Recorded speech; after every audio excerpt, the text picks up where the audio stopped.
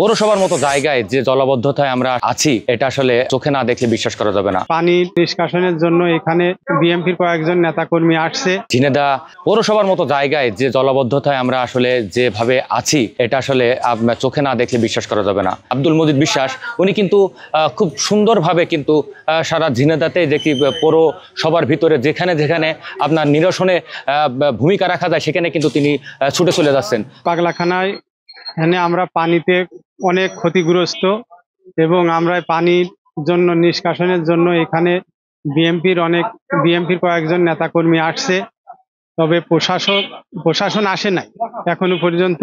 তবে বিএমপি নেতাকর্মীরা এসে অনেক সহযোগিতা করছে, অনেক রাতে পানি নামানোর চেষ্টা করছে।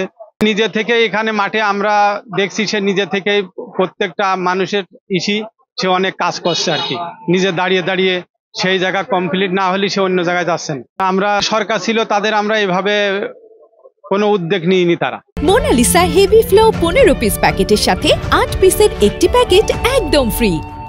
ভালোভাবে দেখছি যে এই বিষয়টা আমাদের কাছে ভালো লাগছে, অন্তত যে প্রতিনিধি আমাদের পাশে এসে দাঁড়াচ্ছে এটা আমাদের অন্তত দেখেও ভালো লাগছে, বা আমরা অন্তত সান্ত্বনা পাচ্ছি যে না আমাদের জন্য তারা কিছু কাজ করছে। টানা ভারী বর্ষণে ঝিনাইদহ শহরের বিভিন্ন পাড়া মহল্লা, বিভিন্ন ওয়ার্ডে পানি জমে মানুষের দুর্ভোগ সৃষ্টি হয়েছে। মানুষের রান্নাঘরে, বাথরুমে এবং নিচতলায় পানি প্রবেশ করেছে। মানুষ অবর্ণনীয় দুর্ভোগের মধ্যে আছে।